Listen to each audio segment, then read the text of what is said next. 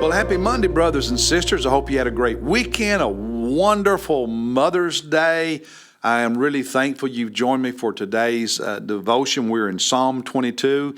And can I ask a favor of you? Would you please let other people know about these devotions, whether they want to, you think they would prefer to listen to the podcast or watch the video.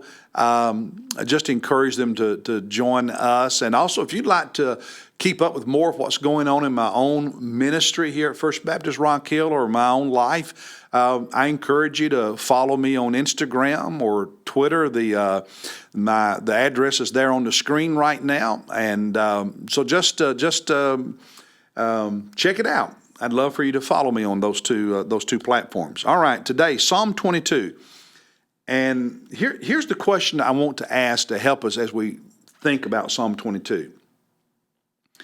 Have you ever gone through suffering, some kind of just difficult time in life, physical suffering, emotional suffering that was so bad, even though you trusted God and you would never walk away from the faith, you would never abandon Jesus, yet that suffering was so painful, so real, so scary, that you were puzzled and confused as to why God had not answered your prayers and rescued you.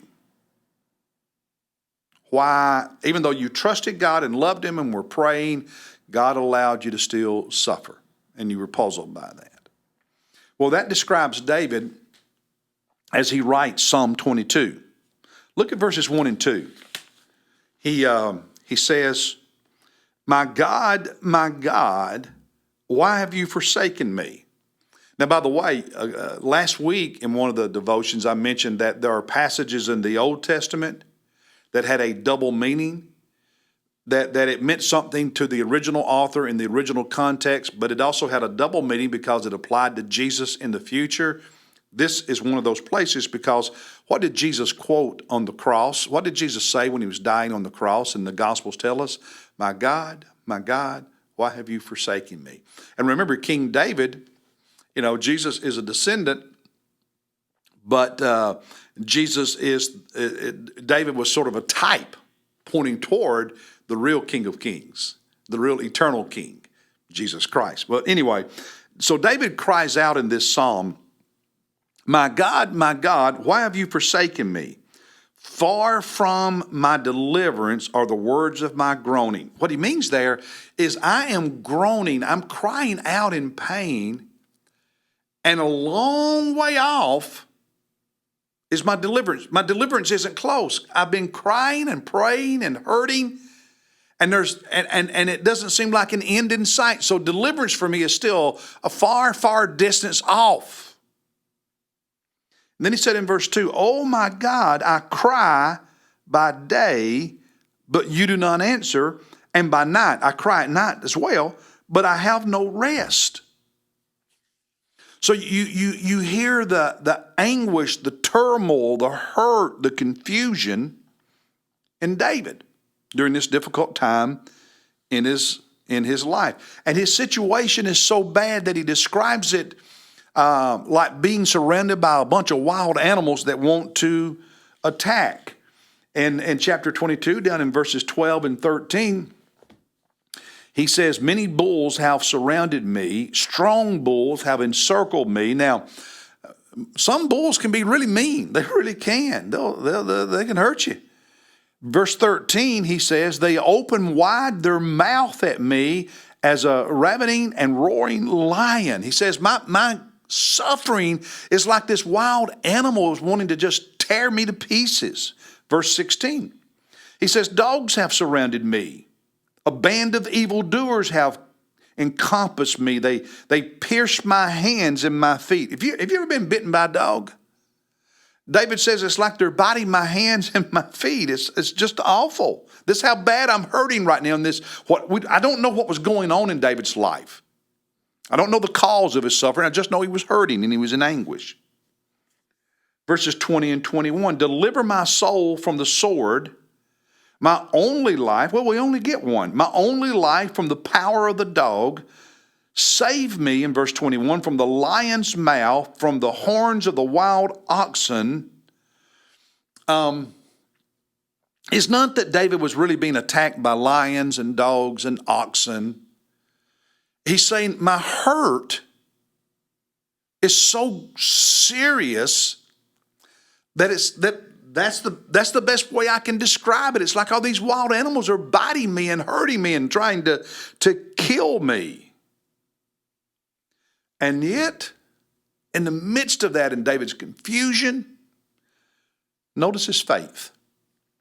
Verse 3, yet you are holy. He never questioned the holiness of God. Look at verses 9 and 10. Yet, in spite of all the suffering and how bad it is, and you not answering my prayer right now and rescuing me, yet, in verse 9, you are he who brought me forth from the womb. God, I know that you are my creator. Verse 10, upon you I was cast from birth. You have been my God from my mother's womb. I was raised by people who loved you, and I can't remember a time in my life, David says, when I did not look to you and love you. And down in verse 19, he just continues to pray. And God hasn't answered his prayer the way he wanted yet, but he keeps on praying in verse 19. But you, O Lord, be not far off. O you, my help, hasten to my assistance. Deliver, save me in verse 21. On and on he goes. He keeps praying. He just keeps praying.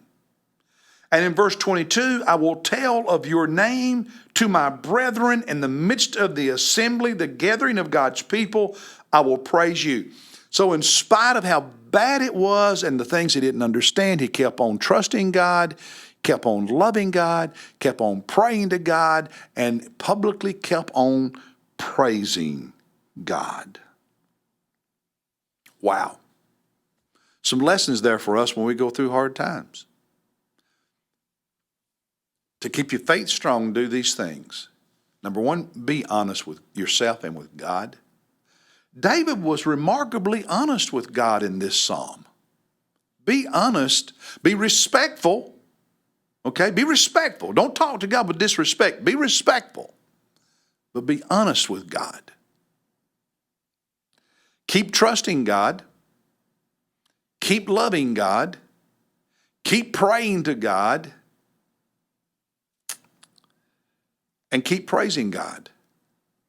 No matter how long it takes. Your deliverance will come. Maybe tomorrow. Maybe a year or two from now. May not be till the resurrection day in heaven. But keep trusting God, loving God, praying to God, praising God, and being honest with God. And you will do well. Hey, God bless you. I'll see you tomorrow.